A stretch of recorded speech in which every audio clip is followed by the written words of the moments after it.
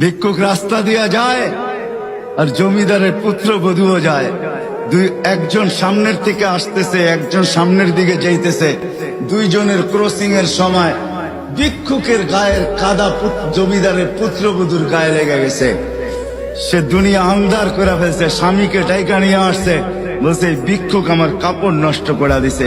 সে শুধু ভিক্ষুক ছিল না, বৃদ্ধ ছিল। বৃদ্ধ ছিল না শুধু, জীর্ণ ছিল, শীর্ণ ছিল। শরীরে কাপড় ছিল না, ফাটা চিরা কাপড় ছিল।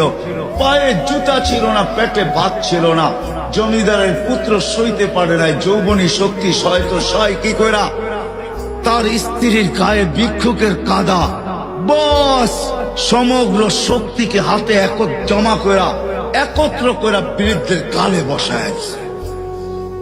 বৃদ্ধ কিচ্ছু বলে নাই, শুধু উপরের দিকে তাকায় দুই তিনটা শব্দ উচ্চারণ করছেন।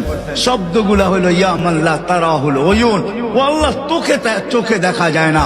ও তারা কুল্লা শাই, তুই সব দেখিস। ফারা তারা মা বি, তুই কি দেখিস না আমার সাথে কি ঘটতেছে? এটা কি দেখিস না?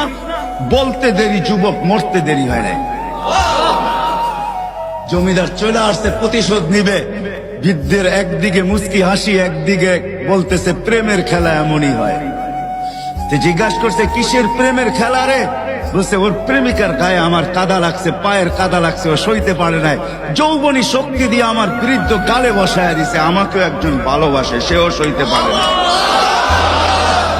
সেও সইতে পারে না। ও তো থাপ্পড় দিয়া খেলতো, সে জান নিয়ে নিছে, জান।